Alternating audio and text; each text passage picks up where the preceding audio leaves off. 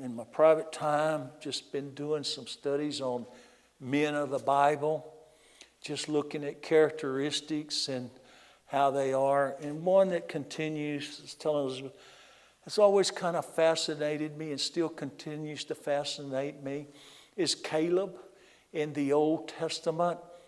If you read, when you read about that, one, he was a Kenizzite. And Kenizzites, there's scholars are a little bit disagreement. Some say they were absorbed into the Jewish people, but if you go back and look at Abraham, the Kenizzites were part of that land that God was going to promise, that God promised Abraham. Then there's other scholars that say they kind of moved up from Arabia, but he was of the tribe Issachar, and he was one of the 12 guys called out to go spy on the land, the land that God promised. If you go to Deuteronomy 1, Moses reiterates exactly what God promised there. Promised Abraham this land. And Moses told him, he's reciting kind of the history to the people. And he tells them, God told me, God told us it's ready for the taking. And yet you people came to me with this plan that we need to send spies in there and look at it. And I thought it was a good idea. And then, of course, we know what happened when the spies came back. And that's kind of where Caleb comes in. So I'm going to do a little intro. We're basically going to be in Numbers chapter 13 and Joshua chapter 14. But I'm going to want to look at it from the angle of the Bible says in 2 verses specifically that Caleb was a man of a different spirit. And he says that.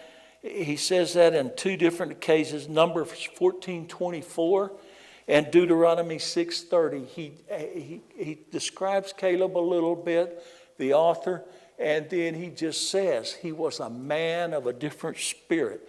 And that's what caught my attention. And I'm going to change from man to a person. What does a person of a different spirit look like? And of course, I came to us as modern day Christians. If we have Christ in our lives, if we know Jesus Christ, we are people of a different spirit. Go read 1 Peter 2:9. We're a peculiar people. He does a whole litany of things. But we are different from the world. We're people of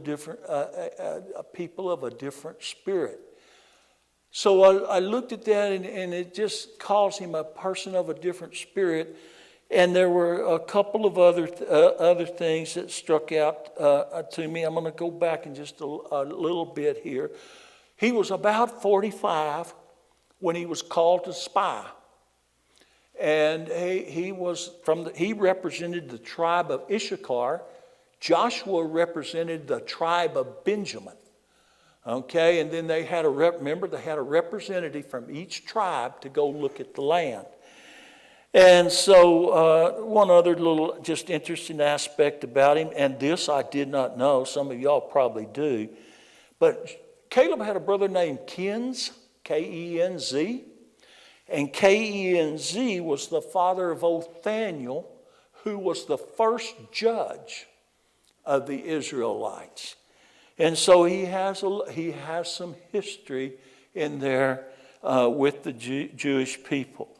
I'm just going to look right quick before we come back to Numbers chapter 13 in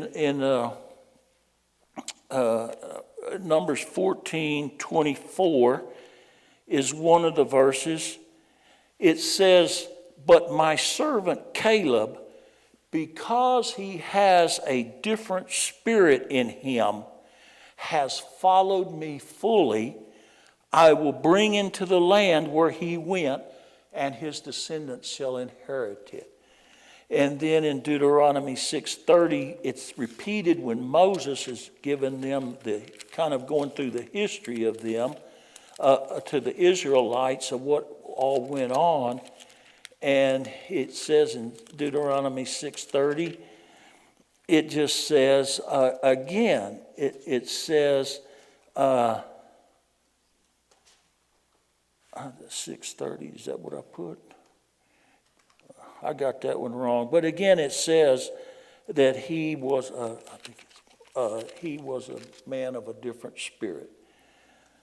Okay, let's go back to Numbers chapter 14. Okay, I'm sorry, Numbers 13. I'm going to read this. I just want to go through it. I want you to look for 3 things that made Caleb a man of a different spirit. First was his faith. Caleb was faithful. 10 of the spies, even though they had God's promise that the land would belong to them, 10 of the spies came back and said, we can't do it. But Caleb and Joshua said we can.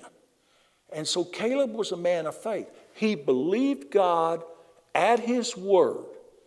And so that's the first characteristic of this person of a different spirit. I would move that to today and say that's one thing as us as modern day Christians. Part of it, faith is so important in our daily lives, in everything we do. Some of us in here have had crises, or I'll use the example, been called to do something.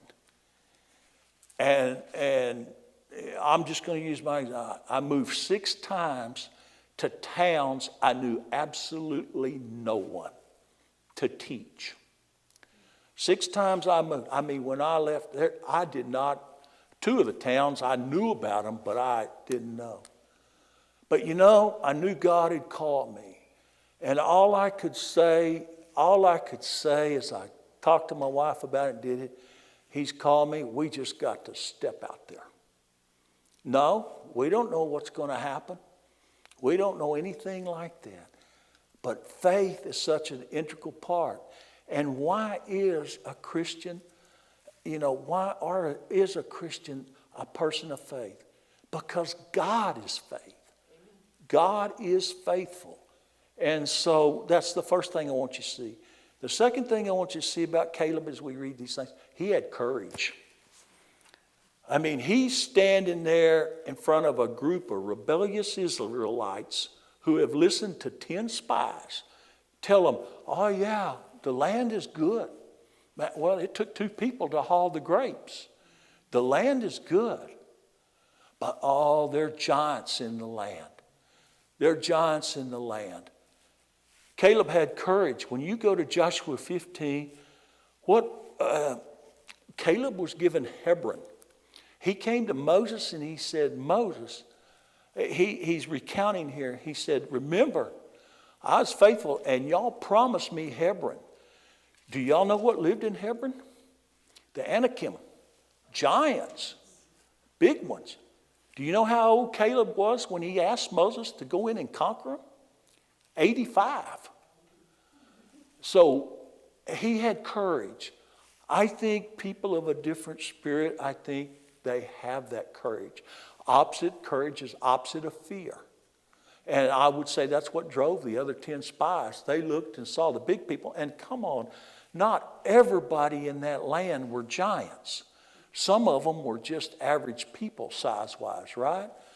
But they were afraid. And Caleb was not afraid. He had courage. I would say that was another thing you look for in people of a different spirit, a lot of courage.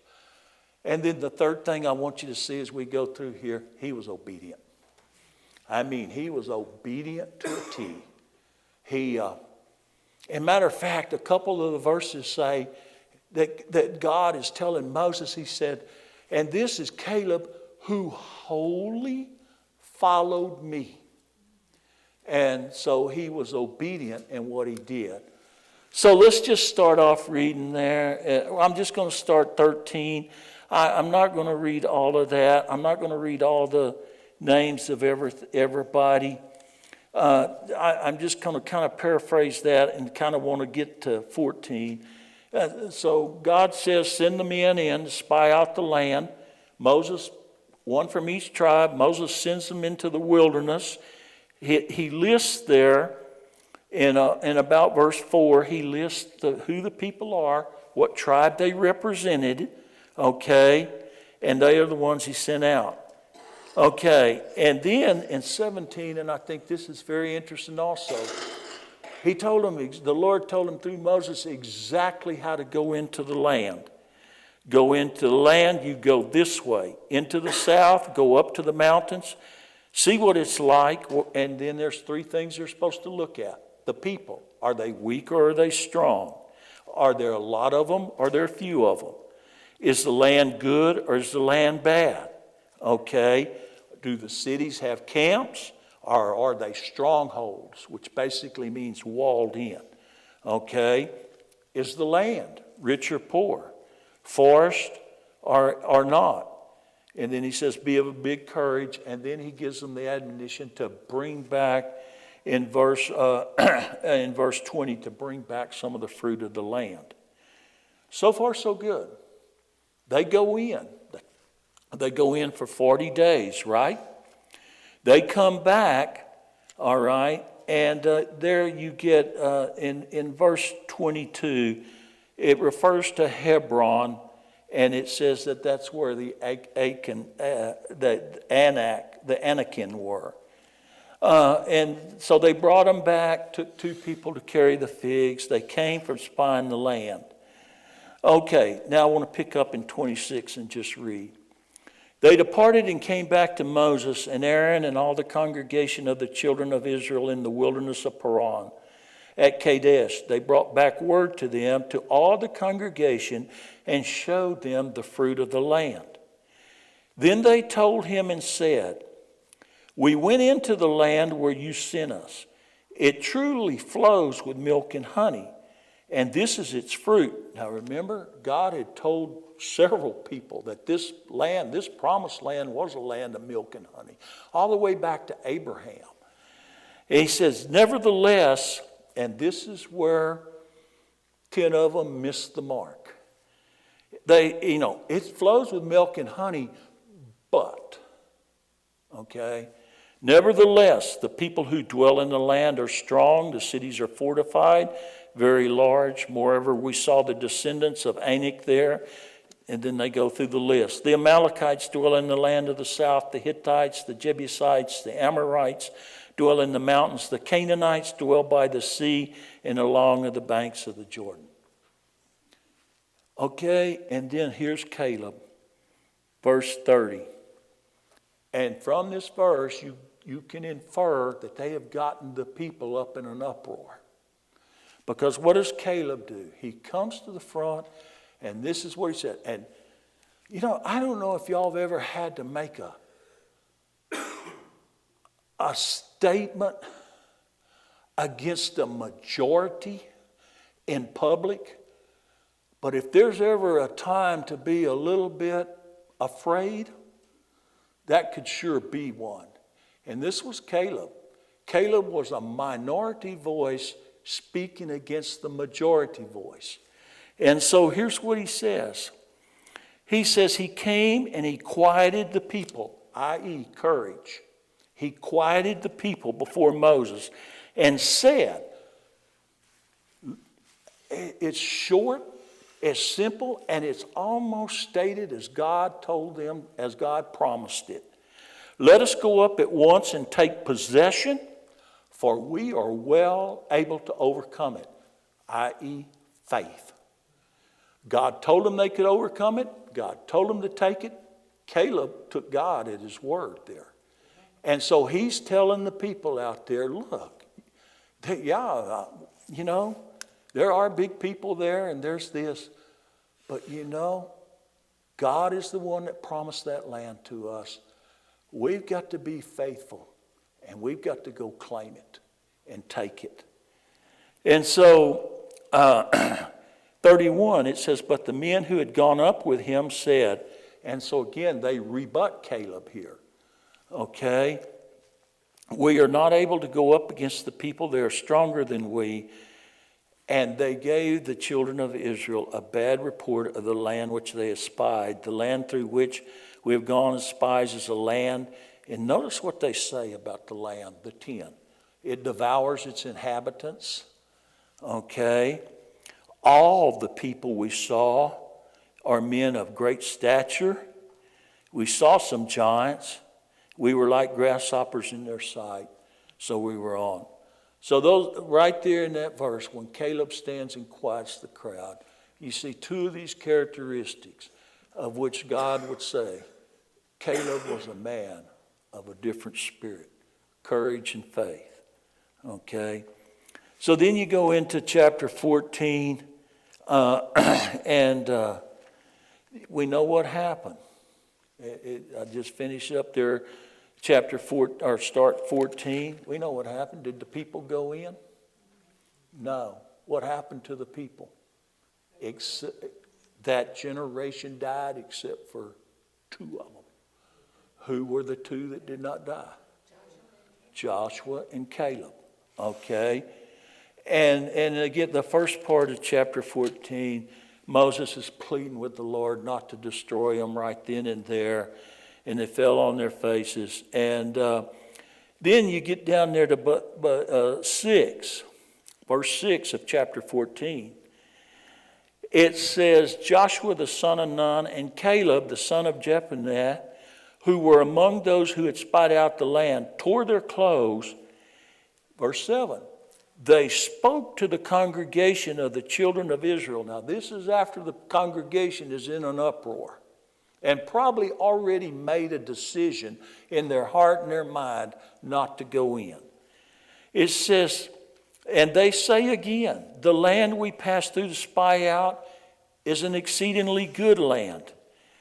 Verse 8, if the Lord delights in us, then he will bring us in this land and give it to us, a land which flows with milk and honey.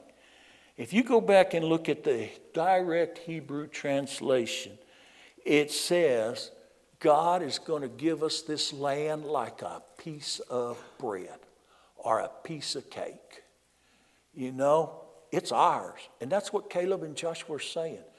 They have the utmost faith in God there, okay? And then in verse 9, they make a request. Do not rebel against the Lord. And the second part, nor fear the people of the land. It's basically why they didn't go in. They were afraid because of this bad report. They had no courage. They had no courage, whereas Joshua and Caleb did. And again, he reiterates, he says, for they are our bread, their protection is departed for them. Now, how did Caleb and Joshua know that? They knew the promises. Oh, I'm sorry, go ahead. Because they trusted God. Yes, they knew the promises of God. And so, again, this person of a different spirit, knowing those promises, you know, you just got to step out in faith. And you can read Joshua about the battles and everything, and you know it wasn't an easy thing securing that land. But still they knew God told them to go. And so, and again, they say, the Lord is with us.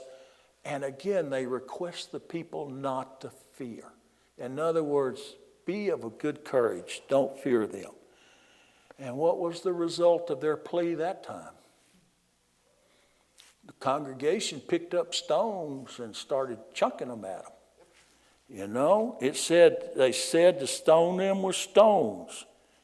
And then the last part, the glory of the Lord appeared in the tabernacle. So there's 2 cases again where you see that Caleb exhibited faith and a lot of courage, just trying to move the people where God wanted them to go. That's all they were trying to do. They knew God's promises. They knew that land had been promised, and just trying to move them where they wanted to go. Okay, and then we know that after that they wandered in the wilderness. That generation died except for Joshua and Caleb. If we move over to Joshua, where am I at here? Joshua, there we go. Joshua chapter 14, and go to about verse 6. I want to look at what Caleb gets. Verse 6, yeah. Look at Caleb again here. The children of Judah came, I'm in chapter 14, verse 6 of Joshua. The children of Judah came to Joshua in Gilgal. And Caleb, the son of Jephunneh, the Kenizzite, said to them, you know the word which the Lord said to Moses, the man of God, concerning you and me in Kadesh Barnea. I was 40 years old when Moses, the servant of the Lord, sent me from Kadesh to spy out the land. And I brought back the word I brought back to him as it was in my heart. In other words, he went to that land and he came back and he just expressed what his heart told him to express, what God had promised and what they could do. Nevertheless, my brethren who went up from me made the heart of the people melt. And then it says, and this is Caleb speaking, but I wholly followed the Lord my God.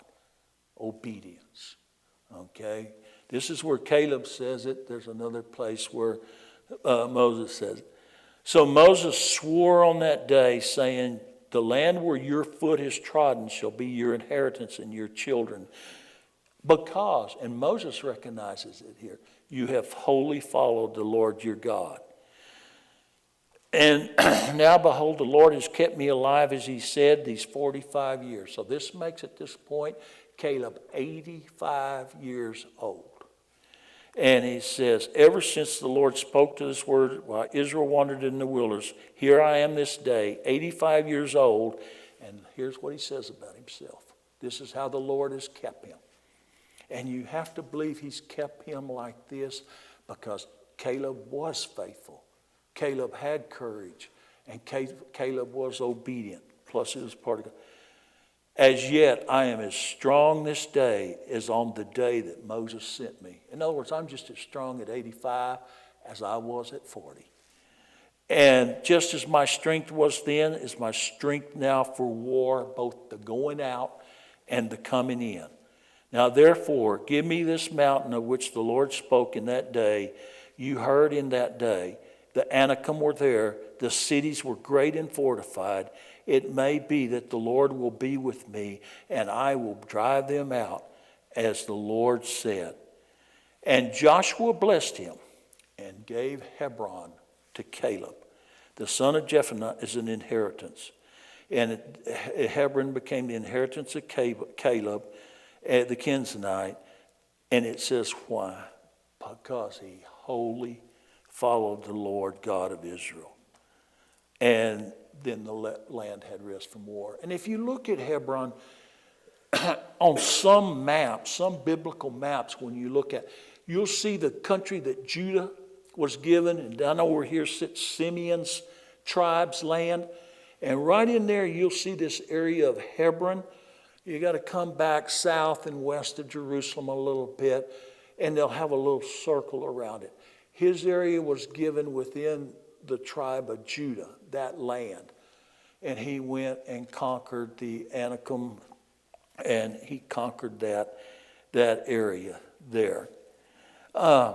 So he was obedient, and it's also interesting. He begged the people, do not rebel against the Lord, 2 times while he was doing that. But I just think, and then if you look at, again, I said Numbers 14:24, have you considered my servant Caleb, because he has a different spirit in him, and he followed me fully. I will bring into the land where he went. And so Caleb gets to go into the land.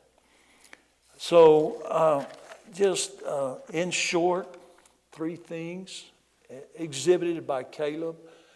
And I always like to bring things up kind of to modern day. I think ought to be exhibited by us. you know, one is faith. It's a hard topic. It's not a hard topic, but it is a topic where I think a lot of us could get a little better at. Well, maybe I should say that I could get a little better at. I'm kind of one that, let's pull myself up by my bootstraps and let's go on and do that. But look at Caleb's faith in God. I mean, he stood before a congregation, y'all, that it says literally was going to try to stone him. And he said, this is what God promised. It can be done. As a matter of fact, he said it will be like a piece of cake. Why did he say that? Because he knew God had promised it. And yet they refused to go. The second thing is courage. Joshua and Caleb are both great. If you ever want to do some studies on courage, those two men in the Old Testament are fantastic examples of courage.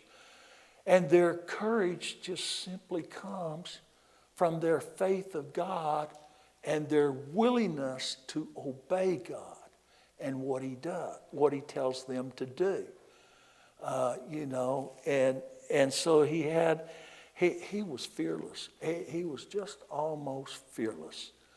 And that courage is the opposite of fear. I think that's what sidetracks a lot of us today. Fear. Maybe fear, and maybe some of it's fear of other people, especially in the younger generation. I really see that. I see young Christian people going out there and then just getting a little fearful about what others might think about them, might say about them, or whatever. And it does take some courage, y'all. It takes some courage to act in faith on what God's called you to do. And then obedience. Obedience is always the rubber meeting the road. It's when your faith in God and your courage and you say, I will do it, then you go and do it. That's obedience. And sometimes, again, that can be a little tough. And so I just want to kind of close up a little bit. I just had a little bit of a thing here. In terms of modern thing, I'm just going to read it. We as Christians, we should have a different spirit. We should have a spirit of faith, of courage, and of obedience. And of course, that's all talked about all through the New Testament. But if you turn to 1 Peter 2:9, I think he did the best job of summing up, and y'all know the verse, probably don't even have to turn there, but of summing up what a different spirit is. In verse 9, he says, you are a chosen generation. Chosen by who? By God, by Christ. Okay? Man, you're a royal priesthood. Again, through Christ. Okay? A holy nation. Will holiness make you different from the rest of the world? Sure it will. Okay? And then he says his own special people. Got to love the word special there. His own special people. That you may proclaim the praises of him who called you out of darkness into his marvelous light, who once were not a people, but now are the people of God, who had not obtained mercy, but now have obtained mercy. I just had a couple questions here. And again, as we become Christians, it's Christ that gives us this different spirit. We have a name for it, call it the Holy Spirit. It's definitely different from the world, okay? And gives us this spirit. But just a couple questions, If other people look at us, can they tell if we're a people of a different spirit? But by what we say, by what we do, by our faith encounters, by our courage, by our obedience, okay? And, we have the ideal model. We have Jesus Christ, who came to earth as a man, was tempted in all ways as we as men are, and yet faithful to everything in God's will, even going to the cross and dying for our sins. Very courageous. All the times he stood among the Pharisees teaching in the temple, and them just hunting him. Very courageous. And obedience. His obedience was faultless. And so, as Christ followers, we have that great model. And we have that model. And I just think that's just the thing that Christ and the Spirit ask of us. To be faithful, to be courageous, and to be obedient to His will in each one of our lives. And that's all I got. I just